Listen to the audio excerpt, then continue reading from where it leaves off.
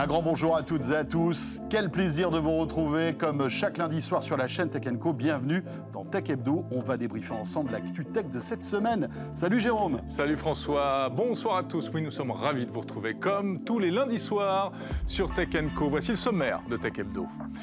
On va parler automobile tout d'abord. Automobile et technologie avec les nouveautés du mondial de l'auto qui fait son grand retour. Ça ouvre aujourd'hui le mondial. On voit ça avec Pauline Ducamp. Et on va parler beaucoup d'électrique, bien sûr. Les JO 2024, autre grand rendez-vous. Français, bien sûr.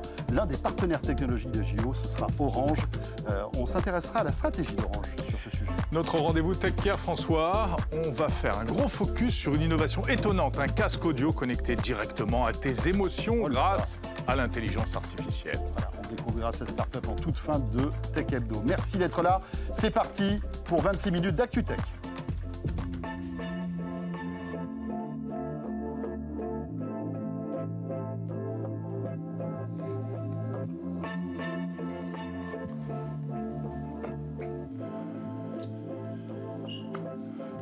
Et oui, nous sommes de retour. Alors, je suis un petit peu énervé parce que chaque fois, je trouve que tu es plus bronzé que moi. Mais moi bon, voilà. Mais non, mais... On est au mois d'octobre, normalement, personne n'est bronzé. Parce que je me suis enclenché un filtre, tu vois, automatique. D'accord, ok. Qui se colle à mon visage.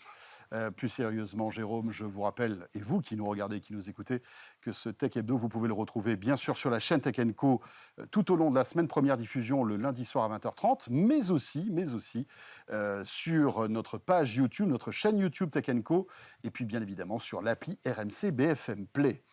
Voilà, avant de recevoir nos invités dont on vous a parlé, eh bien, l'actu tout de suite, donc le mondial de l'auto et puis d'autres choses avec nos journalistes. Et vous le savez, un bon Tech Hebdo commence toujours par l'actualité de la semaine, Jérôme, avec non pas un journaliste pour commenter l'actu, mais deux journalistes. Absolument. On ne se refuse rien, on met les petits plats dans les grands. D'autant qu'on est ravis d'accueillir Pauline Ducamp. Bonjour Pauline. Bonjour François, bonjour Jérôme. Bonjour Pauline. Que vous pouvez retrouver toutes les semaines dans En route pour demain. Eh oui. Et voilà. Spécialiste auto. Spécialiste Absolument. auto. Et tout en face de Pauline, c'est Louis Mbembe qui est avec nous. Salut Louis. Bonjour François, bonjour. Bonjour Louis, que l'on retrouve pour la deuxième fois, je crois. Hein. C'est ça, Voilà, exactement. on est ravis de Journaliste, te recevoir à nouveau. Tech & Co. Et avant de rentrer dans les détails de la nouvelle offre Netflix et puis des appareils tech qui consomment de l'électricité, direction le mondial de l'auto, Pauline, avec donc cette nouvelle édition, toujours attendue, c'est un rendez-vous important. Quels sont les premiers enseignements d'ailleurs de ce mondial de l'auto qui a débuté aujourd'hui? J'imagine qu'il y a de l'électrique à tous les étages, à tous les niveaux, non? Il n'y a pratiquement que ça là. Moi j'en reviens à l'instant. J'ai posé mon sac, je me suis assise en plateau avec vous. Et c'est vrai qu'on sent que l'électrique, ça y est, ça démarre. Et en plus, au-delà des véhicules, sur le salon, il y a vraiment tout l'écosystème, puisqu'on avait aussi, donc on avait des nouveaux modèles, on avait des modèles plutôt grand. On pense par exemple à la nouvelle Jeep, la première Jeep électrique, donc un véhicule qui est taillé pour l'Europe, alors qui est un véhicule plutôt urbain, mais dans le standing Jeep, donc c'est quand même assez carré un peu partout, assez musculeux. Baroudeur, quoi. Baroudeur, ouais, vraiment. Mais on peut faire du franchissement avec ce Jeep électrique, par exemple? Il y a un concept en version 4x4 qui a été dévoilé cet après-midi. Donc justement, le but, c'est vraiment de rester dans l'esprit de Jeep, mais avec le zéro émission. Il y a aussi beaucoup de petites voitures urbaines. Mais alors vraiment, quand je dis petite, c'est petite. C'est la Duo chez Mobilize, chez Microlino, cette petite voiture avec la porte qui s'ouvre devant. On a vraiment aussi l'idée que pour les villes, il faut peut-être prendre moins de place, il faut peut-être plus de petits véhicules. Il y a vraiment tout l'écosystème, puisqu'il y a aussi ABB, donc des fabricants de bornes qui viennent sur le salon de l'auto et qui disent voilà, nous, notre nouvelle borne, en fait, elle va permettre de recharger pratiquement en 5-6 minutes, donc essayer d'accélérer, d'aller beaucoup plus vite. Et puis il y a aussi des banques, puisque toute la question, c'est OK, une voiture électrique, mais comment je l'achète? Comment je la finance? Est-ce que je la loue pour plusieurs années? Est-ce que je la loue pour plusieurs mois? Est-ce que je fais un abonnement comme pour Netflix et puis quand j'en ai marre, je la rends et puis j'arrête l'abonnement? Quels sont les modèles qui se dessinent, tiens, justement? Justement, c'est un peu... On est à l'orée des chemins, puisqu'on sait qu'avec la voiture électrique, les gens n'ont plus forcément envie de l'acheter, déjà parce que ça coûte toujours pour l'instant plus cher, même si le président de la République a annoncé un bonus qui passe de 6 000 à 7 000 euros aujourd'hui. Bon, ça reste quand même des voitures qui sont assez onéreuses. Alors pour les foyers les plus modestes, je crois. Alors pour les foyers les plus modestes, et on restera a priori sur les 6 000 euros pour l'ensemble des foyers l'année prochaine. Mais ça reste quand même des véhicules assez chers. Du coup, l'idée, c'est de se dire... On va plutôt les louer plutôt que les acheter, puisqu'on ne sait pas forcément combien de temps va durer la technologie électrique. Est-ce que dans 3 ans, il n'y aura pas des voitures avec beaucoup plus d'autonomie qui vont arriver? Donc finalement, les constructeurs proposent déjà beaucoup de locations. Hein. Une voiture sur deux aujourd'hui, neuve, achetée par des particuliers, c'est de la location longue durée. Hein. C'est plus un chèque cash que je fais pour la voiture et je repars avec et je la garde toute ma vie. Donc les usages sont en train de changer, mais il y a de nouveaux acteurs qui viennent. Par exemple, les banques qui envisagent de la location courte durée, qui envisagent du car sharing à la campagne, voire pourquoi pas un abonnement à la Netflix. Et c'est là complètement. Et l'idée, c'est de se dire, peut-être que demain, je vais la louer 6 mois, puis j'aurai envie de changer pour en avoir une autre. Tout est en train de bouger aussi sur la manière de vendre les voitures. Pauline, ce qui est intéressant également, c'est quand on soulève le capot, qu'on regarde le moteur, et puis ou plus exactement même sous le plancher, notamment les batteries. Oui, parce qu'à la place du moteur, généralement, il y a un coffre aujourd'hui où on peut ranger beaucoup de choses, mais c'est vrai que l'intérêt, c'est la batterie. Et ça, c'était une des grandes discussions aujourd'hui sur le salon, puisqu'il y a la question de l'autonomie. Alors, il y a certains constructeurs, notamment ceux qui font les petits véhicules urbains, qui disent, pour des trajets du quotidien, est-ce que j'ai besoin d'avoir une voiture qui va faire 500 km d'autonomie? Pas forcément, hein, si vous faites 10 km par jour. Et puis à côté de ça, il y a des véhicules qui, eux, proposent 300, 400. 400, 500, c'est un peu la norme hein, sur les nouveaux modèles qui arrivent sur le marché. Et puis, il y a la question du coup d'après. Et le coup d'après, c'est quand est-ce qu'on va passer à la batterie solide. Et ça, il y a sur le salon, notamment, par exemple, Prologium, qui est un spécialiste taïwanais de la batterie, et qui lui propose de la batterie solide en disant, mais de 500 km aujourd'hui avec une Tesla, avec notre technologie, on pourrait faire 1000 km. Et là, d'un coup, 1000 km, c'est finalement... c'est une voiture pratiquement thermique, mais en électrique. Après, la question reste le coût, et puis aussi la question des gigafactories, parce qu'un directeur R&D me disait, mais là, on est en train de construire des gigafactories pour faire du lithium-ion, on ne va pas pouvoir les recycler tout de suite pour faire de la batterie solide. C'est une autre technologie, en fait. C'est une autre techno, et en fait, ça ne se fabrique pas de la même manière, et donc on ne peut pas convertir les usines qu'on n'a pas encore construites pour faire autre chose. Je veux dire par là qu'on fait peut-être... Enfin, on fait un choix stratégique qui ne sera peut-être pas le bon en construisant ces gigafactories sur une ancienne technologie lithium-ion. Alors, c'est un peu... Là encore, c'est la croisée des chemins. C'est vraiment ça qui est fou avec l'électrique. C'est qu'il y a certains constructeurs qui disent « OK, nous, on va rester sur cette technologie-là, qui en plus, vu qu'on va la massifier, coûtera moins cher, ce qui va permettre de faire baisser le prix de nos véhicules. » Mais avec le lithium-ion... Et combiner, excuse-moi, je te coupe, mais combiner avec des stations de borne de charge rapide, ça a du sens, parce qu'en 20 minutes, on pourrait recharger une batterie lithium-ion. D'où un Renault qui se lance, qui lance son propre réseau de superchargeurs Renault, pour se disant de toute façon, comme ça, je vends des voitures à 400-500 km et je leur vends aussi la charge qui va avec. Et puis, il y a d'autres constructeurs, et notamment les nouveaux venus sur le marché. Je pense par exemple à VinFast, qui lui veut arriver d'ici 2 à 3 ans avec les batteries solides, et donc avec beaucoup d'autonomie. Donc, le champ des possibles est ouvert, et c'est ça qui est passionnant. Et justement, qui sont les acteurs alors? Qui sont qui on voit c'est quelle marque, quel pays? Il y a beaucoup de Chinois, je crois, en plus. Oui, alors c'est un salon très... alors, il n'y a pas de constructeur allemand, il n'y a pas de constructeur coréen. En revanche, il y a les marques françaises qui sont là, et puis il y a aussi ceux qui veulent être les leaders sur l'électrique et qui le sont déjà dans leur pays, c'est-à-dire les constructeurs chinois. Par exemple, BYD, qui est l'un des leaders mondiaux de la voiture électrique. Alors, on ne le connaît pas en Europe, mais justement, il vient sur le Mondial de Paris pour essayer de vendre des voitures et de s'implanter. Merci beaucoup. Pauline, qu'on retrouvera ce soir dans Tech & Co. Oui, alors voilà, ce lundi soir, bien sûr, mais on reviendra sur ce sujet la semaine prochaine sur En route pour demain, forcément, puisque tu vas tourner une émission spéciale depuis le Mondial de l'Auto. Louis est avec nous, journaliste à Tech & Co. Louis, alors dans l'actualité, il n'y a pas que le Mondial de l'Auto, il y a 2 actus intéressantes. Netflix, pour commencer, qui a dévoilé il y a quelques jours à peine sa nouvelle offre d'entrée de gamme, un Netflix, Jérôme, financé en partie par la pub. C'est ça, exactement. Netflix a annoncé donc le lancement à partir du 3 novembre prochain d'une nouvelle offre avec publicité. Donc une offre à bas coût d'un montant de 5,99 € par mois avec des options, avec un peu moins d'options que pour l'offre standard. Donc, beaucoup moins cher, c'est ça qui est intéressant. Ça va peut-être permettre de conquérir un nouveau public. Beaucoup moins cher, il n'y a que 3 €. Mais bon, c'est toujours ça de prix. C'est 3 € par rapport à l'offre, on va dire, traditionnelle, de base. Oui, de base. Et en contrepartie, donc, cette pub, elle prend quelle forme ? Alors, il y aura 4 à 5 minutes de publicité par heure de visionnage. Donc, grosso modo, sur une série, par exemple, vous aurez 30 secondes de pub au début, avant la diffusion de la série, puis 61 minutes de publicité pendant le visionnage de votre programme. Ça va faire tout drôle, hein. Oui, ça va faire tout drôle. Parce qu'on s'est déshabitué de la pub hein, quand on consomme de la VOD. Oui, c'est vrai, c'est vrai. Mais ça va être intéressant de voir justement si cette offre décolle. Malgré tout, on n'est pas open bar hein, dans cette offre à 5,99. Louis, notamment en termes de... On n'a pas de 4K, je crois. Exactement, il n'y a pas de 4K, ça va être une définition d'image de 720p. Donc c'est de la HD, c'est même pas du Full HD en fait. Exactement, exactement. Donc voilà. Et, on sait combien de public et de personnes ils espèrent séduire? Combien d'abonnés? Alors à peu près, ils espèrent 40 millions de nouveaux abonnés pour le troisième trimestre 2023. Au niveau mondial. Voilà, au niveau mondial, exactement. Et vous aurez pas non plus accès en fait à l'ensemble du catalogue Netflix. Vous aurez accès qu'à 85% du catalogue. Ah ouais. Bon, toutefois, vous aurez tout de même quand même la possibilité de pouvoir regarder les contenus Netflix, Voilà. donc Squid Game, les Chroniques de Bridgerton, voilà, les gros. En fait, toutes les productions Netflix seront disponibles. Même, et évidemment, d'autres contenus, c'est simplement les contenus qui n'ont pas été négociés avec de la publicité à l'intérieur et des fonds de catalogue. Attention, précision aussi importante, on ne peut pas télécharger le contenu avec l'offre à 5,99. Hein. On est obligé de le regarder en streaming. Exactement. Donc ça ne marche pas dans l'avion. Non. Ça ne marche pas, enfin, sauf si tu as du Wi-Fi dans l'avion, c'est de plus en plus le cas. cas. Mais en vidéo dans l'avion. C'est pas terrible. Donc à vous de faire le choix. Ça arrive le 3 novembre prochain. C'est intéressant de voir hein, si les gens sont prêts à payer 3 € de moins et avoir de la pub. Pour une offre un peu dégradée, mine de rien, ça va être très intéressant de voir comment... Ça va être probablement des nouveaux entrants. Ça va être sans doute des nouveaux entrants. C'est l'objectif de Netflix, justement, avec cette nouvelle offre, c'est d'acquérir des nouveaux abonnés. Sachant que Disney+ va sortir son offre aussi similaire. Enfin, voilà, on peut imaginer que les autres concurrents se lanceront aussi dans l'aventure. Il se colle un peu sur ce qui se fait en musique.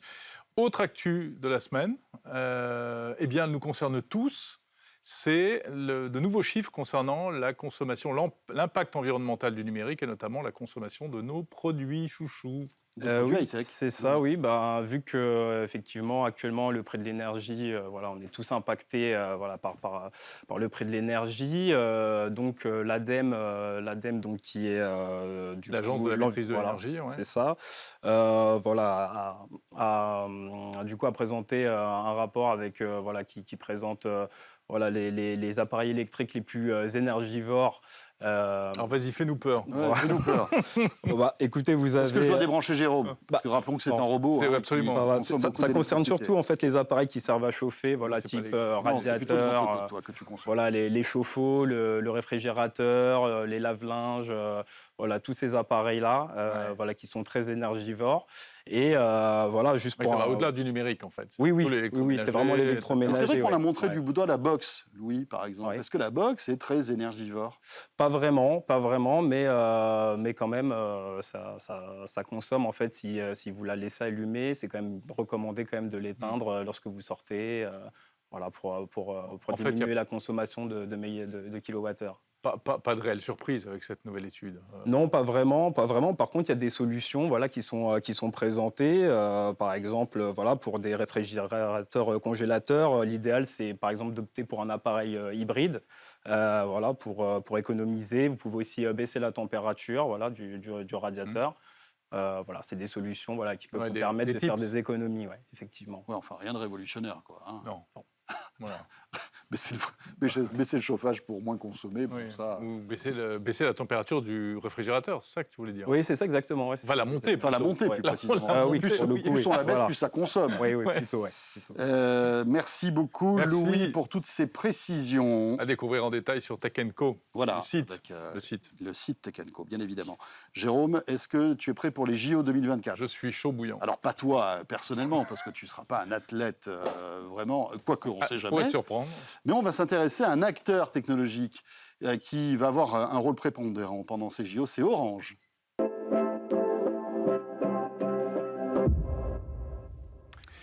Et oui, François, les Jeux Olympiques, ce sont notamment des athlètes, évidemment, mais c'est derrière une énorme machinerie à tout point de vue, et notamment au point de vue communication, bien sûr. Avec des enjeux de connectivité qui sont immenses, hein, vous pouvez l'imaginer, d'autant que les JO, c'est pas qu'à Paris, dans un stade. Hein. C'est aussi en région, ça sera même dans les dom-toms, enfin, je crois, dans une centaine de sites. Dans des régions outre-mer. Et c'est un vrai défi technologique pour pas mal d'acteurs, notamment Orange. Et on en parle Oui, voilà, notre invité qui est avec notre invité invité. Pierre-Louis de Guibon, bonjour. Oui, bonjour François, bonjour Jérôme. Voilà, de l'opérateur Orange, vous êtes directeur Orange Events. C'est ça, voilà, absolument. Eh bien écoutez, ça va, vous avez un peu de suée en ce moment, non avec l'échéance qui se rapproche? Plus l'événement s'approche, plus effectivement la pression monte, mais on y travaille depuis un certain temps déjà, depuis 2-3 ans en fait, et puis effectivement il reste moins de 2 ans maintenant pour être fin prêt. Et en fait, c'est moins que moins de 2 ans parce qu'en fait, il y a, vous le savez certainement, en 2023, des test events qui sont une trentaine de vrais événements dans les vrais stades de compétition. Je sais pas, une compétition de tir à l'arc, etc., ou de voile. Et donc, il faudra être prêt pour ces 30 test events qui auront lieu dès 2023. C'est ça. Donc, vous êtes quasi dans les starting blocks, là. C'est ça. On attend pratiquement le coup de pistolet, pour sortir des starting blocks. Pierre-Louis, expliquez-nous un petit peu les enjeux incroyables qu'il y a derrière ces JO pour un opérateur je dirais, télécom comme le vôtre, en fait. Quel est votre rôle dans ces JO? En fait, on produit finalement l'intégralité des solutions télécom pour les Jeux Olympiques. Et comme vous l'avez dit, des sites parisiens, il y a 35 sites de compétition, enfin 34 précisément, en province et puis à Tahiti, où il y aura le surf. Et puis, il y a plein de sites de non-compétition, comme, je sais pas, le village olympique, l'IBC, qui est le nœud où toutes les images vues par les 4 milliards de spectateurs vont transiter, le Press Center pour les journalistes. Donc, il y a plein de sites comme ça. Il y a les gares, les aéroports, les sites d'entraînement. Donc, il y a un nombre de sites très important. Et nous, Orange, on est partenaire de rang 1, donc un partenariat de communication avec Paris 2024. Et on est le prestataire technique unique sur l'ensemble des services de télécom. Donc, en quelques mots, parce que voilà, on produit toute la connectivité Internet. On produit le transport des images de télé entre tous ces sites et puis effectivement ce fameux IBC. Donc, c'est pas vous qui faites la captation de ces images. Vous transportez les flux IP. C'est ça, c'est ça. La captation se fait avec la filiale du CIO qui s'appelle OBS, Olympic Broadcast Service. Et nous, on transporte les images depuis ces 34 sites de compétition vers l'IBC, International Broadcast Center, qui est au Bourget. Et de ce site-là, elles repartent vers le monde entier, vers l'ensemble des chaînes du monde entier qui ont acheté les droits. On aura de la 4K, de la 8K pour les 2024. On aura de la 4K. On aura de la 4K. En expérimental, on aura la 8K, mais la 8K consomme beaucoup de bande passante. Donc on sera sur la qualité 4K. Alors, qu'est-ce qu'il faut déployer? Des réseaux nouveaux ou vous capitalisez, vous allez utiliser des choses qui existent déjà? Alors, en fait, on utilise il y a le réseau cœur, si vous voulez, qui va en fait connecter l'ensemble des sites jusqu'à l'accès Internet ou l'accès pour les chaînes de télé. Donc, on utilise des réseaux existants avec une architecture dédiée, unifiée, complètement tout sur le protocole Internet, donc IP. Voilà. Et après, on met des réseaux dans l'ensemble des sites de compétition qui sont tous de nature différente. Il y a des stades, on a l'habitude de le faire parce qu'on a fait plein d'événements comme l'Euro 2016 par exemple, ou la Coupe du Monde féminine avec la FIFA. Mais il y a des sites qui sortent de terre, qui n'existent pas aujourd'hui, ou il y a des sites qui sont des sites outdoor, je sais pas, par exemple le parc de Versailles en est un. Donc on doit s'adapter localement avec un réseau qui finalement connecte tous ces sites à l'ensemble des services que nous allons fournir. Le cœur de tout ça, c'est la fibre optique, bien évidemment, et la 5G. Voilà. Parce qu'on peut imaginer que tous ces sites seront équipés de 5G et que ce sera peut-être finalement l'un des vrais premiers départs de cette technologie de la 5G, non ? Absolument. Alors, vous avez tout à fait raison. C'est la fibre pour le réseau vraiment très très haut débit et la 5G pour la partie effectivement captation ou diffusion de services. Et notamment, un exemple très concret, en 5G, on travaille, alors c'est pas encore industrialisé, sur de la captation d'images 4K en 5G. La cérémonie d'ouverture, c'est sur la scène. Donc les caméras seront embarquées sur les bateaux. La seule façon de transmettre les images, c'est soit la HF, soit la 5G. On va faire ça en 5G. Ou pour les photographes, par exemple, de pouvoir transmettre, vous imaginez, directement, vous faites clic, clic, clic, et toutes vos photos vont vers les agences de presse en temps réel. Donc c'est vrai, un usage 5G. Il y en a d'autres sur lesquels on travaille. Est-ce que c'est aussi un terrain de jeu d'expérimentation pour un opérateur télécom comme Orange aussi? Oui, c'était un fantastique accélérateur en fait, d'innovation sur la partie B2B. Je vais donner quelques exemples, je peux en donner un autre aussi. Vous savez que le smartphone, finalement, a remplacé plein d'objets sur notre bureau. Et il va remplacer un autre objet, alors ce n'est pas forcément sur le bureau de tout le monde, mais en tout cas des professionnels, c'est le Talkie-Walkie. Donc en 2024, le Talkie-Walkie, c'est un smartphone qui va passer en 4G ou en 5G. Vous voyez ? Donc ça, c'est une application B2B qu'on a développée, qui est opérationnelle et qu'on teste. Il faudra un appareil spécifique, en fait, ou le smartphone sera... Un smartphone du marché. Et ça sera que pour le B2B ou est-ce que les particuliers, après, pourront bénéficier de cette technologie ? Non, c'est plutôt pour le B2B, puisque c'est une application, on va dire, professionnelle. Oui, ça n'a pas trop de sens. Ça n'a pas trop de sens, voilà. Mais après, pour le grand public, et on y travaille. On travaille sur des expériences, on va dire, très immersives, comme par exemple, vous êtes dans un stade, vous n'avez pas forcément les commentaires, alors que les commentaires, vous les avez chez vous à la maison. Oui. Et donc, par exemple, faire bénéficier des commentaires dans un stade, vous regardez du judo, vous n'êtes pas fan forcément, ou vous ne connaissez pas forcément très bien le ce sport-là, vous avez besoin de commentaires, vous voyez, sur des expériences qui permettent finalement d'être très immersifs, ou des caméras embarquées sur les bateaux qui vont faire à Marseille, dans la marina, en fait, les régates. Avoir des caméras embarquées aussi permettra en fait au grand public d'être immergé dans le bateau qui vont vouloir suivre. Est-ce que vous allez tester du coup des nouvelles choses comme les nouvelles fréquences 5G en 23 GHz, etc. Oui, les ondes millimétriques. Oui, on va travailler effectivement en mode privatif, pas grand public, hein, mais en mode privatif sur des fréquences 26 GHz. Très bien. Eh bien voilà, Super. JO 2024, voilà un rendez-vous enthousiasmant. Ouais. On est très très enthousiastes. Eh ben oui, j'imagine. Merci beaucoup. Pierre-Louis de Pibon, François, donc merci, directeur Orange Event pour ces JO de 2024. Jérôme, on termine évidemment notre Tech Hebdo avec notre rendez-vous Tech Care.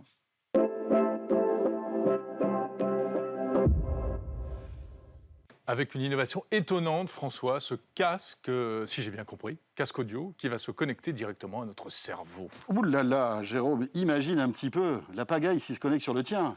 J'ose à peine imaginer. Bonjour Athénaïs Oslati. Bonjour. Bonjour Athénaïs, merci d'être avec nous. Vous êtes la fondatrice de Ondbo, c'est comme ça qu'on prononce ? Absolument. Très bien. Alors, expliquez-nous, parce que là, on parle de casque, on parle d'émotion.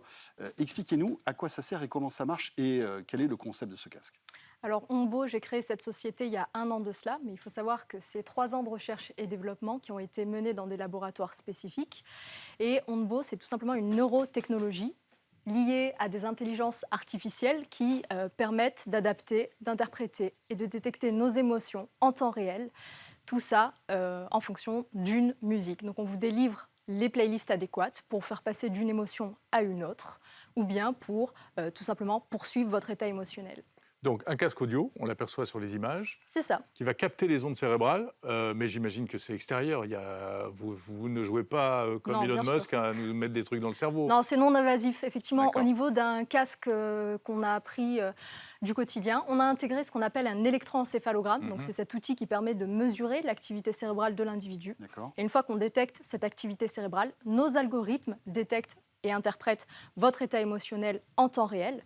Et à côté, on a un deuxième algorithme qui nous permet, donc, à partir de cet état émotionnel, de vous délivrer les playlists adéquates puisqu'on prend en considération vos goûts musicaux. Alors, je crois avoir compris, mais je me demande à quoi ça sert. Oui, je n'osais pas le dire. Non, mais voilà. Mais il y a sûrement une bonne raison. simple. L'idée, c'est quoi? C'est de se mettre dans une situation où, quand par exemple on est stressé, le casque va détecter par exemple un stress quelconque, justement parce qu'on a les ondes de nos cerveaux, de notre cerveau qui sont... C'est un outil thérapeutique? C'est un outil que l'on a au quotidien. Ce n'est pas thérapeutique. C'est un outil qui nous permet de mieux gérer nos émotions au quotidien et d'avoir du contenu également qui soit hyper personnalisé. Donc ça peut être des espèces de Spotify plus, quoi. C'est ça. Spotify haute d'ailleurs. C'est ça. Nos algorithmes, justement, permettent de faire de l'hyper-personnalisation. C'est-à-dire qu'au lieu d'aller choisir moi ma playlist, la playlist Feel Good, Sport, etc., l'appareil va détecter automatiquement ce dont j'ai besoin. C'est ça. Nos algorithmes, justement, apprennent au fur et à mesure ce que vous aimez, ce que vous n'aimez pas, ce que vous aimez découvrir également, puisqu'on vous fait des recommandations toutes nouvelles. Et en fonction donc, de vos goûts musicaux et de votre état psychologique, on vous délivre le contenu adéquat sur mesure. D'accord. Alors, vous l'avez dit, cette Ondbo existe depuis 1 an, mais ça fait un moment que vous travaillez là-dessus, parce que, on comprend, mais... Oui, ça ne se fait pas en 3 jours. Voilà, il faut créer le casque, donc il y a du hardware, il y a du soft, vous parlez beaucoup d'algo, donc ça demande aussi beaucoup de recherche et de développement. C'est pas évident, non, de lancer comme ça un nouveau produit hardware? Alors, ce n'est pas seulement du hardware. Nous, on propose notre solution à des fabricants de casques sous forme de licence. On ne fabrique pas Vous n'allez pas casque. fabriquer votre propre casque? Non, on ne fabrique pas notre propre casque. On est en pourparlers, justement, et en partenariat avec des fabricants de casques qui vont intégrer notre solution directement dans leur système électronique. Et à partir de là, on leur fournira également une partie des algorithmes. Et vous visez quel marché? C'est vraiment pour le grand public? C'est pour le grand public, absolument. Mais alors... est-ce que ça nécessite des modifications substantielles technologiques sur un casque audio, en fait? Il faut des capteurs, j'imagine, à des endroits précis. Est-ce que ça marche sur toutes les têtes? Est-ce que les cheveux... Alors moi, je suis moins visé par ce problème, mais par exemple, vous ou Jérôme, est-ce que malgré tout, les ondes donc électriques arrivent à passer au-dessus de la chevelure, par exemple. Absolument. Ça marche aussi ? Ça marche aussi, et notre technologie justement permet de ne pas avoir un bruit, puisque vos cheveux émettent un certain bruit qu'on arrive à enrayer pour directement venir capter votre onde cérébrale. Et tout ça, vous l'avez testé, ça fonctionne en fait. Votre concept est prêt ? Notre concept est prêt, il fonctionne, on l'a testé en laboratoire et on l'a testé également auprès du grand public. Alors nous, on ne l'a pas testé, Non. et on a hâte. Bah oui. Voilà. Mais alors vous dites que vous êtes en pourparlers avec des constructeurs. Ça donne quoi en fait ? Vous allez voir les géants de l'audio qui pourraient être intéressés par ce type de solution, c'est ça ? C'est tout à fait ça. Donc on échange avec eux. Il y a une phase également d'intégration, c'est-à-dire qu'on va intégrer notre technologie dans la leur et une fois l'intégration réalisée, à ce moment-là, le casque sera mis sur le marché. Petite question supplémentaire, on voit que les gens portent de moins en moins de casques et ont maintenant des trous wireless, des trucs comme ça. Est-ce que vous avez pensé à ça et est-ce qu'on pourrait, dans un second temps, imaginer capter aussi une activité cérébrale avec des trous wireless ? Absolument. C'est ce qu'on appelle du Ear EEG, donc intra-auriculaire, de l'EEG intra-auriculaire qui est en train de se développer et qui justement nous permettra d'intégrer notre technologie également dans des écouteurs. Voilà, parce que c'est vrai que c'est la tendance en ce Absolument. moment, visiblement. Hein. Eh bien, merci beaucoup Athénaïs pour cette présentation donc, de Ontbo. Ontbo. Les premiers casques que vous visez pour quand, là ? Fin 2023, début 2024. D'accord, vous reviendrez avec le casque. Absolument, avec grand plaisir. Merci beaucoup. Merci à vous. Merci. Jérôme, ce Tech Hebdo est terminé. Oui, ça nous fait rêver tout ça. Oui. Écoutez, voilà, on était ravis de passer cette demi-heure avec vous comme chaque lundi. On vous retrouve la semaine prochaine pour Tech Hebdo. Bien évidemment. Et puis d'ici là, n'hésitez pas à vous connecter sur l'appli RMC BFM Play pour retrouver tous les contenus de Tech & Co, la chaîne. Merci d'être là et à très vite. Salut à tous.